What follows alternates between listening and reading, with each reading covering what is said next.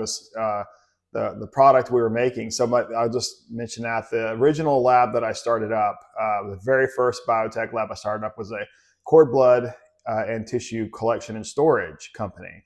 So remember back in the day, that was all the rage when all the parents were being pitched, save your baby's cord blood, Right. and pay for processing and storage. And that was back in like 2010 and 11 and, and 2012, yeah, all those different years.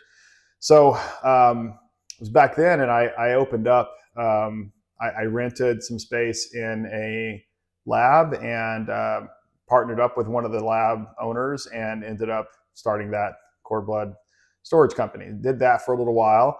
Finished, and I was during my undergrad, so I did that during the undergrad, and I had already had a quote unquote successful business going in the supplement field. I was creating just health and nutraceutical supplements and selling on Amazon. It was back when it was so much easier to sell on Amazon and to do that. Right. I launched that operation and just yeah.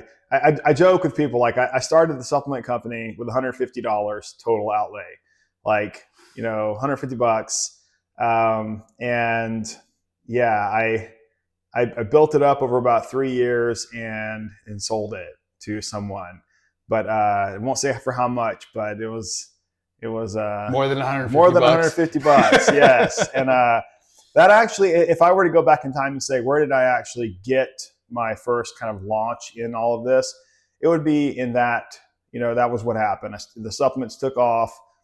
I finished my undergrad, had the cord blood lab going.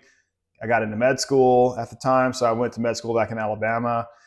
And first year of med school, I was like, I cannot keep this business going. Both of them, both businesses. So I tried to sell both of them. I ended up selling the supplement company, and the cord blood one is a far fewer people understanding of that world and wanted to buy it. So we put both of them on the market.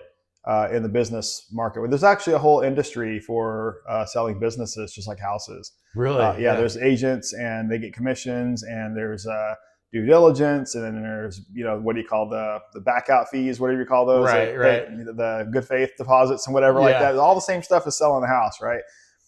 So put both on the market, got interested takers for both, sold the supplement company. Yeah. They were suffering. It was med school, first year med school, everything was falling. I mean, like seriously, I would get home at the end of the day and I'd have like 20 things to do for business from both those companies. Right. And I was still behind 20 hours of studying, Yeah. and by the way, I was, well, either way. So going forward, 2 years into med school, I had an offer from one of my colleagues, I would say an old colleague friend out in Arizona. So come out here and build, if you will build the lab for us, and we're going to build a stem cell manufacturing, stem cell production lab out here in Arizona.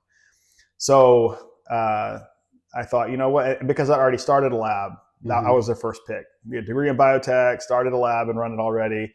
So they're like, it's perfect, and I was in med school, so they're thinking I would finish my, degree and it would give a lot of credibility to the company and all that.